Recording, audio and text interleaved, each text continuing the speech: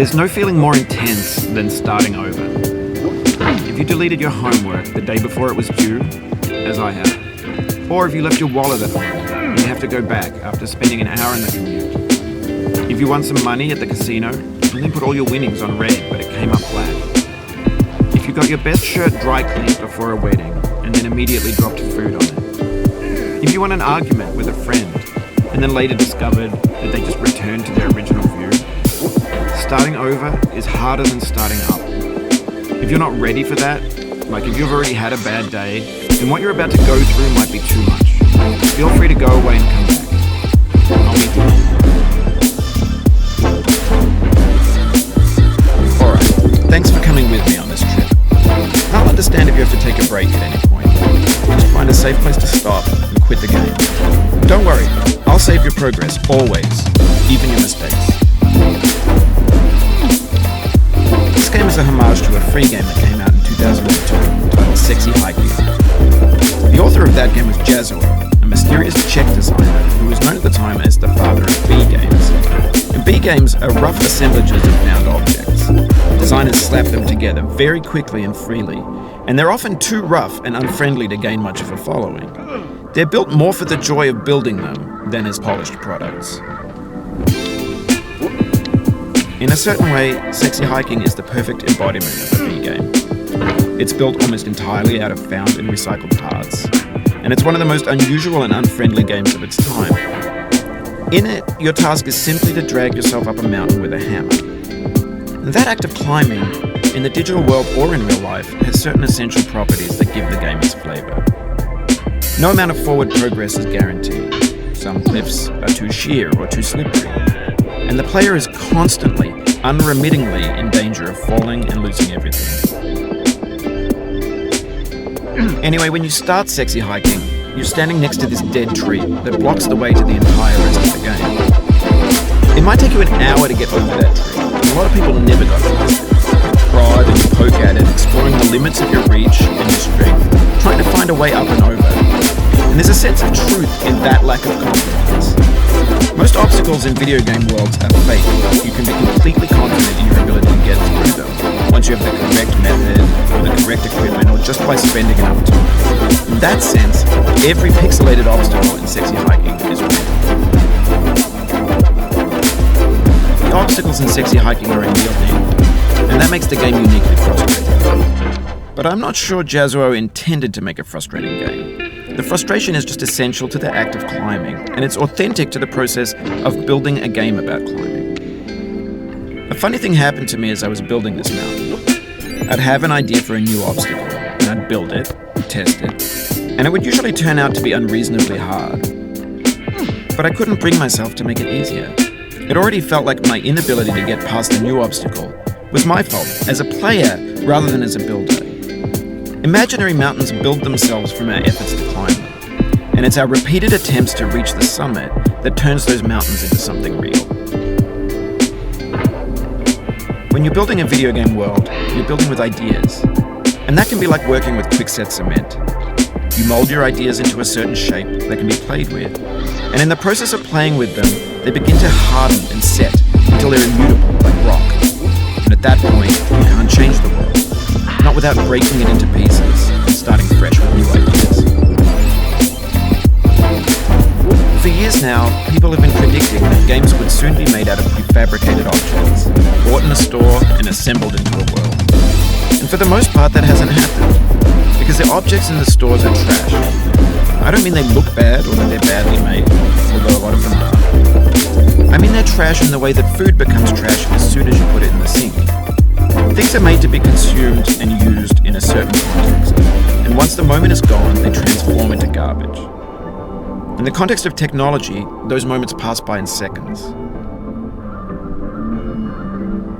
Over time, we've poured more and more refuse into this vast digital landfill that we call the internet. It now vastly outnumbers and outweighs the things that are fresh and untainted and unused.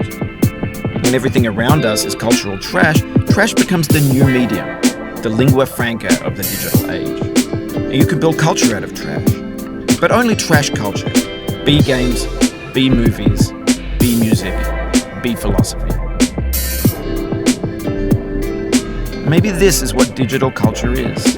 A monstrous mountain of trash, the ash heap of creativity's fountain. A landfill with everything we ever thought of in it. Grand, infinite, and unsorted. There's 3D models of breakfast, Gen X's fanfic novels, Scan magazines, green screen Shia LaBeouf, and stuff scenes on Lively. Facebook's got lifelike bots with unbranded adverts and candid shots of Kanye and Taylor Swift mashups, car crash epic failed GIFs, Russian dashcam vids, discussions of McRibs, discarded, forgotten, unrecycled, muddled, rotten, untitled.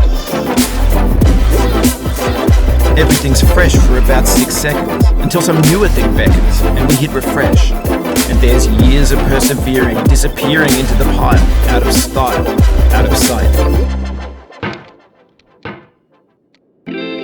In this context, it's tempting to make friendly content that's gentle, that lets you churn through it but not earn it. Why make something demanding if it just gets piled up in the landfill, filed in with the bland things? When games were new, they wanted a lot from you. Daunting you, taunting you, resetting and delaying you. Players played stoically. Now everyone's turned off by that. They want to burn through it quickly. A quick fix for the fickle, some tricks for the clicks of the feckless. But that's not you, you're an acrobat. You could swallow a baseball bat. Now I know, most likely you're watching this on YouTube or Twitch, while some dude with 10 million views does it for you. Like a baby bird being fed chewed up food. That's culture too. But on the off chance that you're playing this, what I'm saying is, trash is disposable, but maybe it doesn't have to be approachable. What's the feeling like? Are you stressed? I guess you don't hate it if you got this far. Feeling frustrated. It's underrated. An orange is sweet, juicy fruit locked inside a bitter peel. That's not how I feel about a challenge. I only want the bitterness. It's coffee. It's grapefruit. It's licorice. It feels like we're closer now. Composer and climber, designer and user. You could have refused, but you didn't. There was something in you that was hidden, that chose to continue. It means a lot to me that you've come this far, endured this much. Every wisecrack, every insensitivity, every setback you've forgiven me is a kingly gift that you've given me.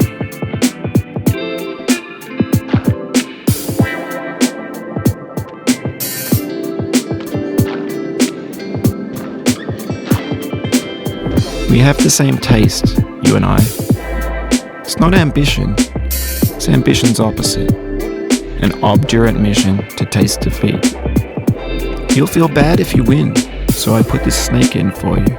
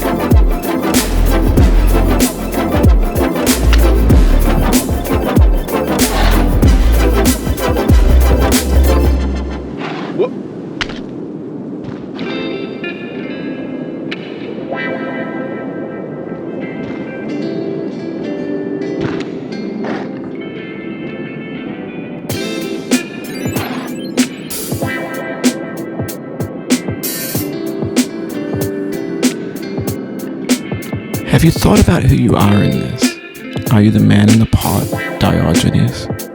Are you his hand? Are you the top of his hammer? I think not.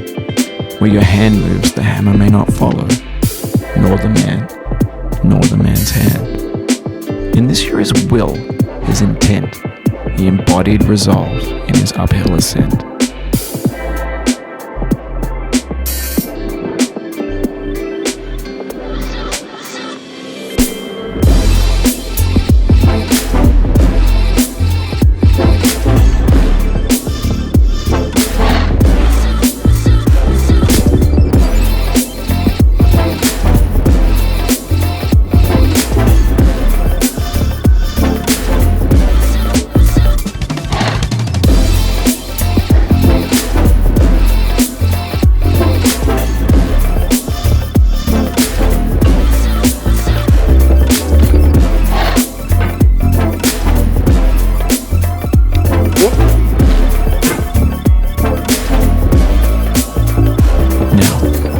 conquered the ice cliff, the platforms, the church and the rectory, the living room and the factory, the playground, the construction site, the granite rocks and the lakeside.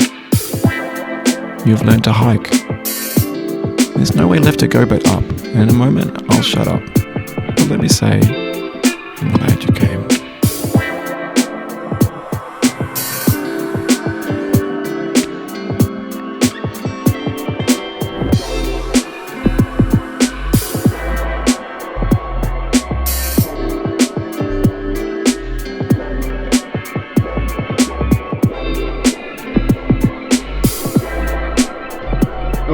Oh.